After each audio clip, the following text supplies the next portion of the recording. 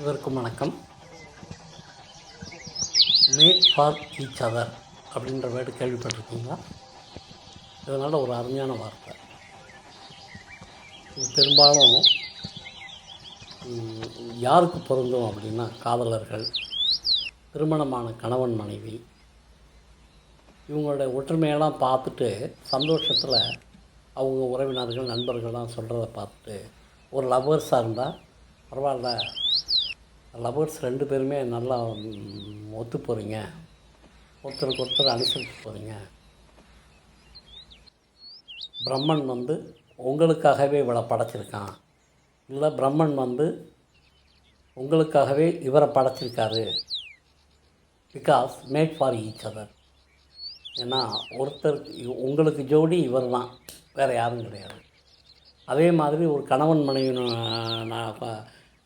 சந்தோஷமாக வாழ்க்கை நடத்துகிற அந்த கணவன் மனைவியை பார்த்து, பரவாயில்லைங்க, உங்களுடைய ஜோடி பொருத்தம் ரொம்ப நல்லா இருக்குது, எப்படி சொல்கிறீங்க, மேட் ஃபார் ஈச் அதர், உங்களுக்கும் அவருக்கும் பொருத்தம் ரொம்ப கணக்கச்சிதமாக இருக்குது.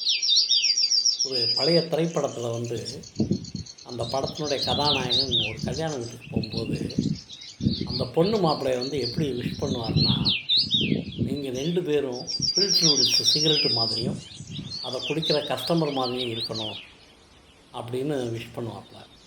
அப்போ அந்த பொண்ணு கேட்பா, ஆனால் நீங்கள் சொல்கிறது எனக்கு புரியலையே, எதுக்கு ஃபில்ட்ரு சிகரெட்டோடு எங்கள் லைஃப்பை எங்கள் 2 பேரையும் கம்பேர் பண்ணுறீங்க அப்படின்னா, because made for each other. அந்த ஃபில்ட்ரு கம்பெனிக்காரன் என்ன பண்ணியிருப்பான்னா, இந்த எங்கள் சிகரெட்டை யார் குடிக்கிறாங்களோ அவங்களுக்காகவே ஸ்பெஷலாக அந்த சிகரெட்டு உருவாக்கப்பட்டது அப்படின்னு அர்த்தம்.